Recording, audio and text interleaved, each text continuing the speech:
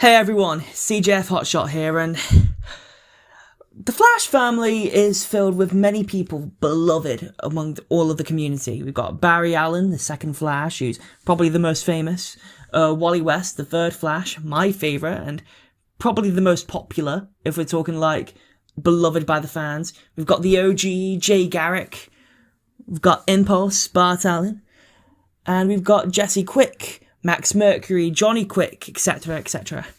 However, there is one person in the Flash family that kind of falls by the wayside, so much so that even I forget about her sometimes, believe it or not. Yeah, me, the Flash guy on YouTube, forgets about a Flash character. Who'd have thunk? And that is Avery Ho. Avery Ho is supposed to be the Flash of China, the fifth Flash, maybe the fourth Flash, if Bart counts or not. But if Bart doesn't count, does Avery count? And we'll get to that.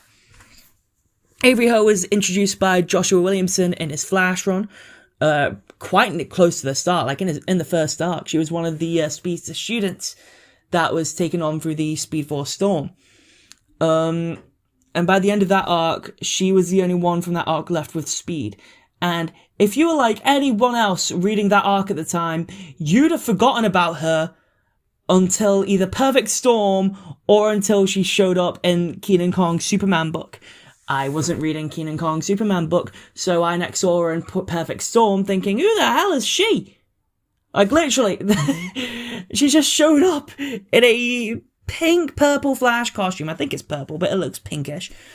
She shows up in a pink-purple Flash costume and starts buddying out with Ace. However, she is linked with the Justice League of China in the Kenan Kong Superman book. So if you did read that book, congrats, you have all of the information on Avery Ho as a character. Whatever that might be, I don't know, I haven't read that book, because she has been, like, downplayed in the Flash book. When she showed up in the Flash Perfect Storm, she wasn't treated as a Flash the same way that Barry was, and Wally was, and even then, Wally was, mistreated by DC at the time. She was treated as Ace West's best friend. And bear in mind, Ace West was Kid Flash, and that basically put her on, a Kid Flash standard. So throughout Perfect Storm, and into Death in the Speed Force, even the Flash Annual 2 by Williamson, I think she was there for that. You see, I can't even remember when she showed up half the time, because most of the time she just didn't. She showed up for 3 arcs, Perfect Storm, Death in the Speed Force, Rogue's Reign, and then very end at Finish Line. So, yeah. And during that point, she became just a second Kid Flash, and a less interesting Kid Flash. Bear in mind that Ace West, wasn't a compelling character until quite recently this year, when Jeremy Adams started writing him and started giving him a few more layers and let him have fun a bit.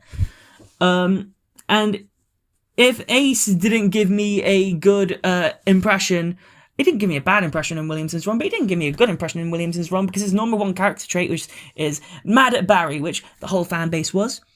However, you need a bit more than that to be a character, you know? But if I wasn't sold on Ace yet, there was no way I'd be sold on Avery, because she was basically playing second fiddle to Ace, who was already playing second fiddle to Barry. Avery didn't even have an excuse for that. Because whilst Wally was, let's just say he was in other books that we don't talk about, but one other book we don't talk about, and a good book that redeemed him, that kept him out of the book until he came back in Jeremy Adams' Flash run. And whilst Ace West was Titans locked in the Teen Titans, although I'm pretty sure they broke that lock, and Bart was in Bendis lock, Avery wasn't locked into a book like these people were. She should have gotten a mentor-pupil arc with Barry, where she finds out what it means to be the Flash, what it means to actually carry out the legacy that Barry, Wally, and Jay carried out for her. Granted, Jay wasn't fully in continuity back at this point, because Dan DiDio, yes, I'm blaming him, but you know what I mean, right?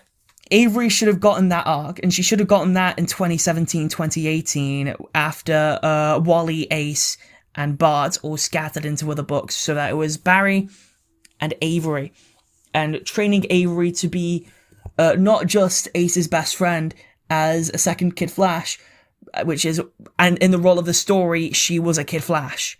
She was Kid Flash in that story. She was the Flash of China and she had fans, but like she served the role as Ace's best friend and served the role of being a second student to Barry. Like, if Barry actually raised her to actually live up to the mantle of the Flash, or maybe if Wally raised her to live up to the mantle of the Flash, like, he would have like, if Heroes in Crisis didn't happen, then we wouldn't be having this conversation. She wouldn't be a forgettable character. She might have been compelling. And what really like bugs me here is that it is more interesting than what Williamson ended up doing, which is the Force Quest and meeting up with like these people around the world and like trying to expand the Speed Force instead of expanding the characters. And I know, and Williamson even said in like interviews with like Comic Pop, I think, that one of his regrets was that he didn't write Ace and Avery more, but he referred to them as the kids. Which, for someone who is like allegedly taking up the mantle of the Flash, you can't be referred to as a kid like that. Like, it took Wally like years to get off of that stigma, and then it just, yeah.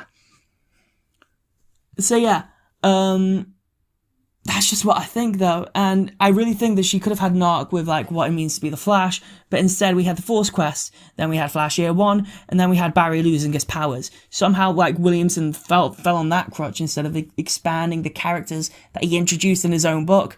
Like, he literally introduced Avery Ho, and then like Avery was just taken into the King Kong Superman book to become the Flash, and he didn't use that. For someone whose like entire book revolves around legacy, he didn't use Avery to create that link, even if Bart and Wally and Ace weren't there, you know? And we could have had like interesting character bits to where when Ace would have come back in volume 12, because it would have been volume 12, he could have maybe been a little jealous of Avery, that she's faster than him and a lot more confident than him, and is actually taking the mantle of the Flash very responsibly and very seriously compared to Ace, who just wants to be a hero and isn't ready to grow up, hence why he's Kid Flash and 16, whereas Avery in this probably would be 18. But like, who knows how old Avery is, right? And it could actually end with the arc, maybe Avery not accepting the mantle of the Flash, maybe showing that even though she has what it takes to be a great superhero, the mantle of the Flash is not for her, just like how it's not for Bart. And it's, yeah, I don't know, there's just a lot of things that Williamson could have done with Avery that were left unfulfilled. And hopefully, in Jeremy Adams' Flash run, I'm not holding up hope for this, because, like, Avery's a forgettable character. I forget about her half the time, right? Like, she's not even going to be in 1 Minute War, from what I know. But, yeah. With Avery coming back to life after Justice League Incarnate and Dark Crisis, it might be interesting to see how Avery grows up now that she still technically has the mantle of the Flash. She's kind of in limbo at the moment, along with Connor Hawke and not even Bart Allen. Bart Allen's coming back to the Flash book, but Avery isn't. And it's just like, am I mad about that? I'm really not.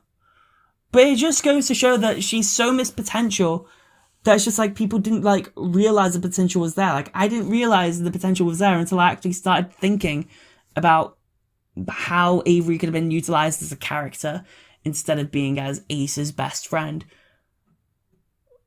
Which is why this video is titled The Missed Potential of Avery Ho. Because, man, this character screams missed opportunity, and Williamson might have introduced her, but she wasn't utilized properly. She was always falling into the background. She was in the background of Perfect Storm, she was in the background of Death in the Speed Force and Rogue's Reign, and she was in the background of Finish Line. She was definitely in the background of Finish Line. Bear in mind that a lot of people were in the background of Finish Line. Like, after Bart came back, I stopped paying attention to Avery on the page, and so did Joshua Williamson, because I only think he gave her like 3 more lines. So yeah. But yeah, that's just my thought on it. In an ideal world, when you introduce a new character, you'd actually flesh them out, is what I'm trying to say. And yeah. Overall, if you want to get into Avery Ho, maybe give the King Kong Superman Justice League of China book a shot. I know that's out. I'm not going to read it because I'm not fully invested. However, you are allowed to be. And if you like the potential that Avery Ho had as the Flash, maybe you'll find some of it there. And if there's anyone who has read that book in the comments, tell me what that book's like. I'm actually like interested in people's opinions on it, even though I'm not going to read it, like read the book itself.